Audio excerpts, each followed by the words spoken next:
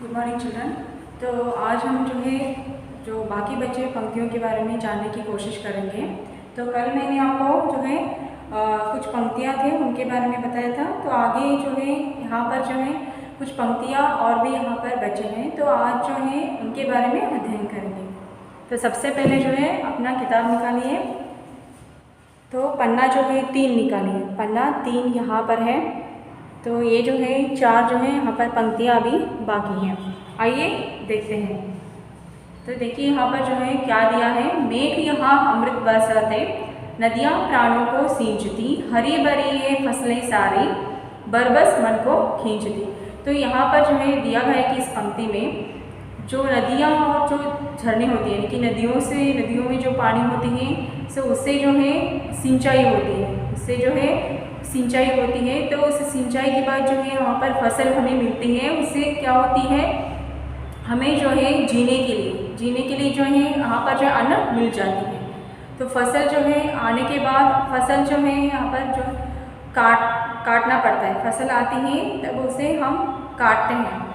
तो यहाँ पर दिया गया है कि मेघ यहाँ अमृत बरसाती, नदियाँ प्राणों को सींचती। नदियाँ प्राणों को सींचती, इसका मतलब है नदियों में जो पानी होती है उससे सिंचाई की जाती है। ठीक है। तो सिंचाई के बाद हमें क्या मिलती है, जो फसल मिलती है उससे हम क्या करते हैं, उस फसल से हमें अनाज मिलती है। तो अनाज को हम क्या करते हैं, उसे खाकर हम जिंदा रहते हैं। तो मेघ यहाँ अमृत बरसाते, नदियाँ प्राणों को सींचती। इसका मतलब यही होता है, नदियाँ प्राणों को सींचती, यानी कि जो नदियों से ही हमें जीवन मिलती है। अगर नदियाँ नहीं है तो हमारे जीवन व्यर्थ हो जाते हैं, हम जिंदा नहीं रह सकते। मेघ यहाँ अमृत बरसाते, तो मेघ यानी कि आप जानते हैं क्लाउड।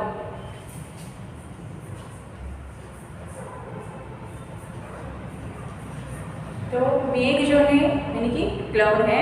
मेघ यहाँ अमृत बरसाते, अमृत यानी कि इसका यहाँ पर दिया गया है कि अमृत, यानी कि आपको लगता है हाँ जो मेघ होते हैं यानी कि क्लाउड्स जो होते हैं वो अमृत बरसाते हैं। अमृत नहीं, इसका मतलब है जो पानी यानी कि जो पानी की जो बूंदें होती हैं, बहुत सारे बूंदें उनको बहुत सारे जो मेघ होते हैं वो बरसाते हैं। ठीक है, आपको पता ही है। यानी कि बारिश के वक्त आप जानते ही हैं इसे, बारिश के वक्त क्या होती है, जो पानी की बूंदें जो होती है, बहुत सारे पानी की बूंदें यहाँ पर धरती पर पड़ते हैं।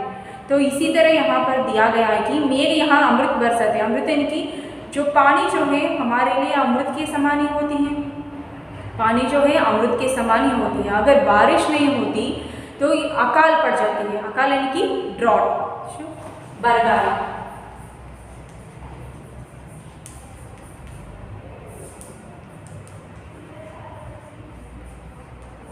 अगर देखिए बारिश नहीं होगी तो क्या होगी, यहाँ पर सभी और हमें सिर्फ ड्रॉट ही दिखाई देगी। ड्रॉट इसका मतलब होती है यहाँ पर मैंने कन्नड़ में लिखा है बरगारा, यानी कि अकाल, सूखा पड़ जाती है। सभी और यहाँ पर सूखा पड़ जाती है। तो इससे क्या होता है कि हमें जीवन जीने के लिए जो दिक्कत यहाँ पर हो जाती है, यानी कि पानी की किल्लत हो जाती है। पानी की पानी हमें ठीक तरह से नहीं मिल पाती है। हम जो फसल होते हैं उसको हम क्या कर रहे हैं, नहीं कर सकते, यानी कि सींच नहीं सकते। उन सभी होती है फसल होती है उसे हम सींच नहीं सकते। सींचना यानी कि इसका मतलब है वाटरिंग, यानी कि पानी देना। पानी नहीं दे सकते हम उस फसल को, ठीक तरह से पानी नहीं दे सकते। तो इसलिए जो फसल वो बर्बाद हो जाती है। तो इसी वजह से अनाज हमें नहीं मिल पाती है। तो हमें जीवन जीने के लिए बहुत ही मुश्किल यहाँ पर हो जाती है। तो इसी वजह से यहाँ पर दिया गया है कि इस कविता में मेघ यहाँ अमृत बरसाते, यानी कि पानी की छोटे छोटे बूंद होते हैं वो ऊपर से, यानी आकाश से बरसते हैं नीचे। तो इसका मतलब ये कहने का मतलब यह है कि कवि इस कविता में यह बताने की कोशिश कर रहा है कि पानी हमारे लिए अति आवश्यक है, अत्यमूल्य है। हमारे लिए अत्यमूल्य है, हमारे जीवन जीने के लिए अत्यमूल्य है। पानी के बिना हम जिंदा नहीं रह सकते। पानी के बिना हम फसल को फसल ठीक तरह से उगा भी नहीं सकते। तो इसीलिए यहाँ पर जो है दिया गया है कि मेघ यहाँ अमृत बरसाते। अमृत यानी कि इसका मतलब है ये नहीं सोचे कि क्लाउड्स जो है यानी कि जो मेघ होते हैं वो वाकई में अमृत बरसाते, अमृत नहीं है। इसका कहने का मतलब है कि ये जो है कवि जो है अपनी भावनाओं को यहाँ पर इस कविता में व्यक्त किया है।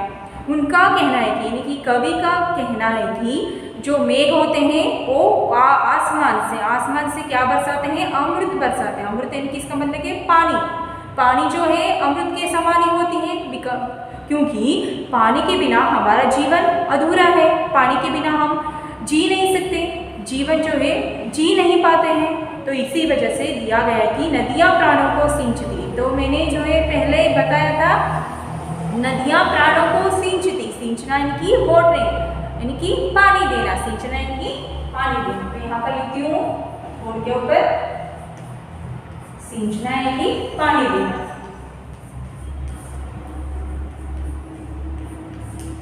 तो देखिए हम क्या करते हैं, हमारे जो वहाँ पर जो है फील्ड होती है, फील्ड यानी कि आप जानते हैं तो खेत में जो फसल होती है उसे हम क्या करते हैं, सींचते हैं। सींचना यानी कि पानी देते हैं वहाँ पर। तो इसलिए नदियाँ प्राणों को सिंचती। बिना नदियाँ यानी कि जो नदियाँ अगर नहीं होती तो हमारा जीवन बहुत ही मुश्किल हो जाती। तो नदियाँ प्राणों को सिंचती, क्योंकि आप जो है सागर की जो है पानी जो होती है वहाँ पर जो है खारा होती है, खारा यानी कि सॉल्टी, उप्पिनिंद कूड़िरुत्ता। तो उस पानी को आप इस्तेमाल नहीं कर सकते, किसी भी काम के लिए इस्तेमाल नहीं कर सकते। तो बहुत सारे पानी जो है सागर में है, लेकिन फिर भी आप उस पानी को इस्तेमाल नहीं कर सकते। तो आप जो है क्या करते हैं, नदियों का पानी ही इस्तेमाल करते हैं, क्योंकि नदियाँ जो है उसमें उसकी पानी जो है नदियाँ में जो पानी रहती है वह खारा नहीं होती। खारा यानी कि इसका मतलब है सॉल्ट यानी कि उप्पिनिंद कूड़िरंगिला। तो उन्हीं जो है नदियों से हमें जो पानी मिलती है उसी पानी का हम इस्तेमाल करते हैं, ठीक है। तो और क्या करते हैं, उस पानी का हम जो है सेवन करते हैं, ठीक है।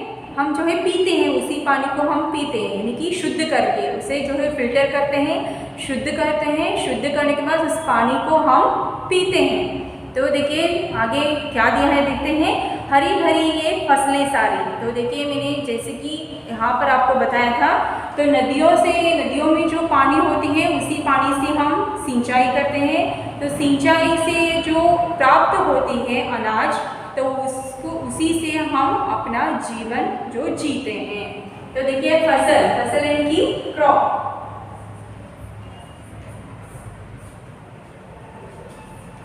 आप जानते हैं। तो यहाँ पर मैंने कलर में भी लिखती हूँ, ಹೊಲದಲ್ಲಿ बरते होंगे बड़े बरते हिंगेला ಗೊತ್ತಿದೆ। तो यहाँ पर मैंने लिखा है फसल क्रॉप होती है, तो उसका जो है मैंने कन्नड़ में भी लिखा है, ध्यान रखिए इसे। तो आगे चलते हैं, क्या दिया है देखते हैं, हरी भरी ये फसलें सारी बरबस मन को खींचती हो। तो यहाँ पर जो है हरी भरी फसलें, अगर आप यहाँ पर जो है देखते हैं जहाँ पर फसल होती है, अगर आप जाएंगे तो आपको जो है मन को बहुत ही शांत और सुकून महसूस होती है। क्यों होती है, क्योंकि हरा भरा जो है सभी और हरा भरा दिखाई देती है। तो इसी वजह से जो बहुत खेत होते हैं, आप अगर वहाँ पर जाएंगे तो हरा भरा खेत जो है आपको दिखाई देती है। तो उससे आपको देखकर जब आप देखते हैं उस हरी भरी खेत को, तो आपको कैसा महसूस होता है, बहुत ही सुकून महसूस होता है। वाह कितना अच्छा है, आप इस तरह जो है संबोधन करते हैं अपने मुंह से। तो हरी भरी ये फसलें सारी, हरी भरी इसका मतलब है ग्रीनी।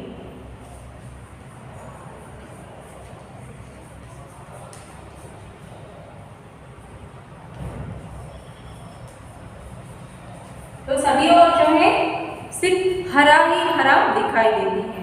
हरी भरी ये फसलें सारी, तो बरबस मन को खींचती, तो हमारे मन को जो है बहुत ही जो है आकर्षण करती है, ठीक है। आप बहुत ही जो है आकर्षण करती है। अगर आप बगीचे में जाएंगे तो बहुत सारे फूल होंगे, तो आपको कैसा लगेगा, वाह कितने सारे फूल हैं यहाँ पर। आपको जो है आपकी मन को जो है बहुत ही जो है एक तरह का संतोष यानी कि आपको जो है होती है। तो बरबस मन को खींचती, इसकी धरती सोना उगले रत्न राशि की खान है। तो यहाँ पर देखिए आगे पंक्तियों में क्या दिया है देखते हैं। इसकी धरती सोना उगले, हमारी धरती जो है यानी कि हमारी धरती जो है स्वर्ग माना गया है, धरती का स्वर्ग जो है इस भारत भूमि को माना गया है। आप तो सभी जानते ही हैं। तो इसकी धरती सोना उगले रत्न राशि की खान है। राशि इनकी इसका मतलब होती है ढेर सारी राशि।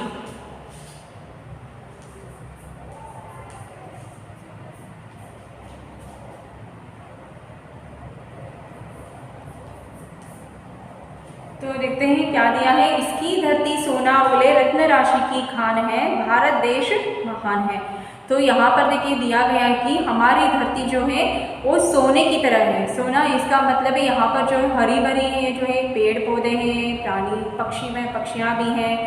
तो इसी तरह यहाँ पर जो है दिया गया है रत्न राशि की खान है। रत्न राशि यानी कि तो पुराणों में माना गया है कि हमारे भारत देश जो है, पुराणों में माना गया है कि जो स्वर्ग में सब कुछ मिलती है वही सब कुछ चीज़ें जो हैं हमारे भारत भूमि पर मिलते हैं, हमारी भारत भूमि की इस धरती पर मिलते हैं, ऐसा माना गया है। यानी कि पुराणों में ऐसा माना गया है कि हमारे धरती यानी कि हमारे इस भारत की भूमि पर जो चीज़ें मिलती हैं यानी कि स्वर्ग में जो चीज़ें सब कुछ चीज़ें मिलती हैं वही चीज़ें हमारे भारत देश में केवल हमारे भारत भूमि पर मिलते हैं, इस तरह ऐसा कहा गया है।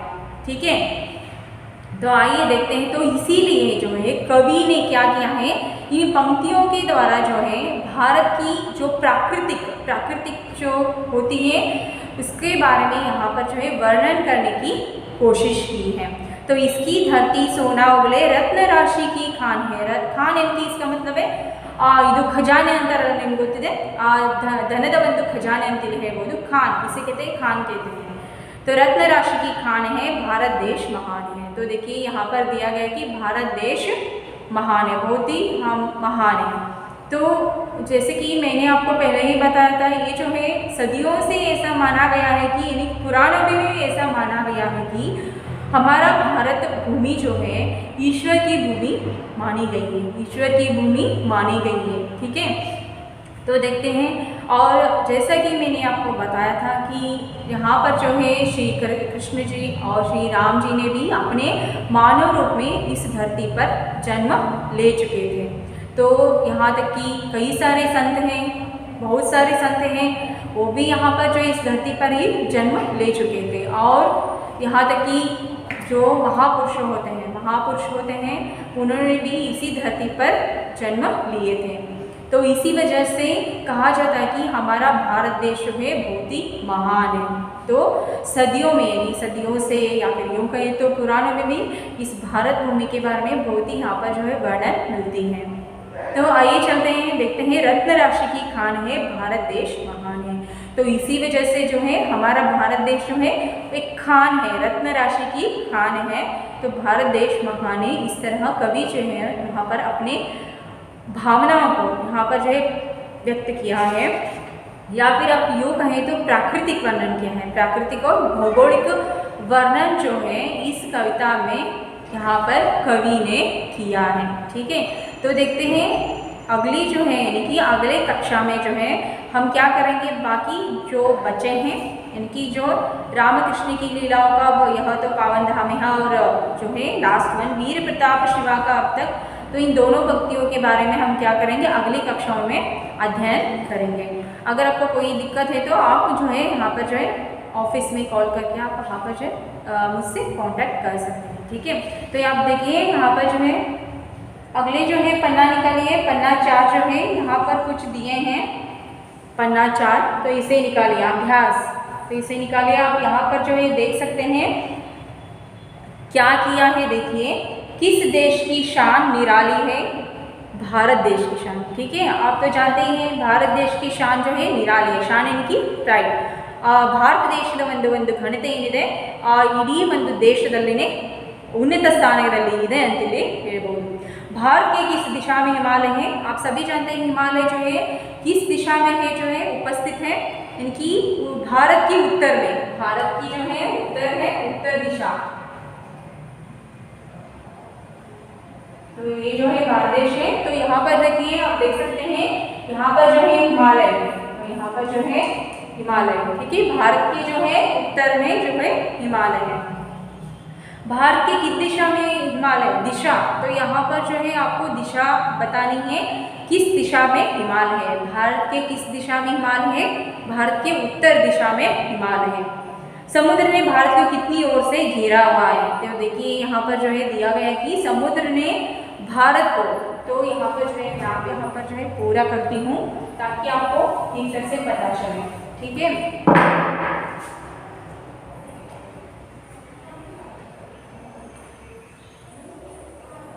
तो यहाँ पर देखिए, यहाँ पर जो अरबी समुद्र है, यहाँ पर बे ऑफ बंगाल है, तो यहाँ पर जो है हिंदू महासागर है, ठीक है।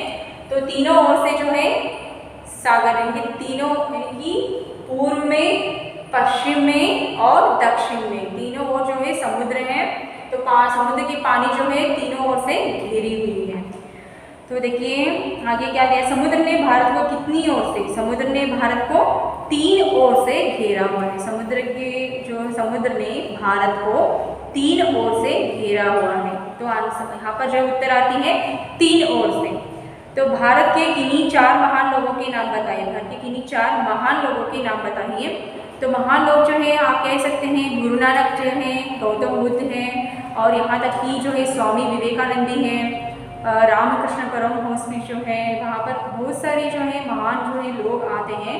तो कुछ यहाँ पर जो है मैंने थोड़े ही जो है 4 व्यक्तियों के बारे में यहाँ पर मैंने आपको बताया है।